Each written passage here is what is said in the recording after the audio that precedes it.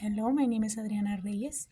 To be a culturally competent educator means to practice social justice, to include everyone, to provide every student with the same learning opportunities to learn and develop, regardless of their gender, race, ethnicity, and religion. Being culturally competent means respecting the identity and the uniqueness of each of our students and making sure we get to know them and their families to be able to provide the support they need to be successful. It means to be free of bias and do everything necessary so that they can get the right tools and have their specific needs met in order for them to thrive. I see myself on the pre cultural competence stage of the continuum chart because I'm trying and I am learning to become a better educator.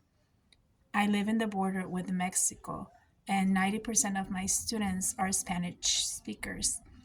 Many of their parents do not understand the language, and what I do is try to create an environment where they feel welcome and valued. I am an immigrant myself. I also came here like them, and I can be empathetic and put myself on their shoes. Some things that I do will be just speaking to them in their home language in Spanish and letting them know that I am here to support them. Being culturally responsive teacher takes a lot of effort. First, I must look into myself and recognize any bias that I may have. I need to always remember that my students are first and that I want to become an educator, and that's why I that and that if I want to become an educator, it's because I want to make a difference in my students. I want to positively impact the way they see the world around them. I found training provided by the National Education Association, which can be useful in becoming a culturally competent educator. It is available in a 3 hour and a 4 hour session, and both courses focus on helping educators work with families and communities to ensure that every student is given the opportunity to academically succeed regardless of their cultural differences.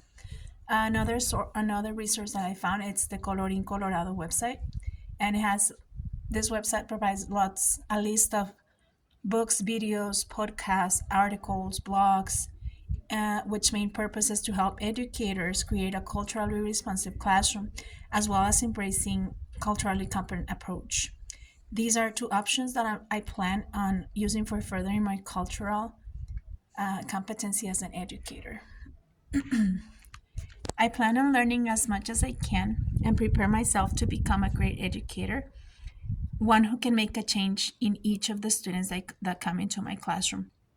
To have cultural inclusivity in my future classroom, it means to create an environment where everyone has a sense of belonging.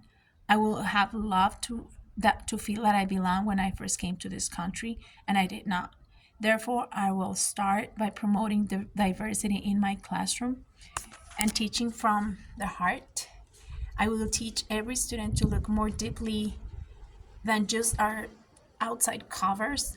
I will create a culturally inclusive classroom by including posters of different cultures, books in different languages, dress up clothes from different parts of the world in the dramatic play, toys that represent different children from different cultures. I will also plan activities where everyone can participate, like a show and tell, a special day to celebrate cultural diversity, a family night, which can bring us all together and where we are going to be able to share more about ourselves and what makes us unique.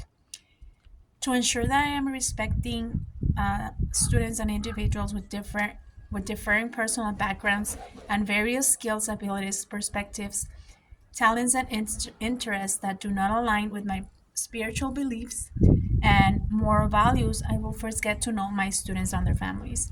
Sending a survey home at the beginning of the year or having a personal meeting with families will be a good opportunity to learn more about each other. I will always follow the code of ethics and treat everyone with respect. I will work hard to meet the needs of all my students by knowing their strengths and areas of improvement, by looking out for resources that may be needed, by providing one-on-one support, and by going above and beyond to build strong relationship with my students and their families. I believe in God. I believe that every child deserves to have the same opportunities for learning and development. I believe in the power of love, and that is why I am an educator.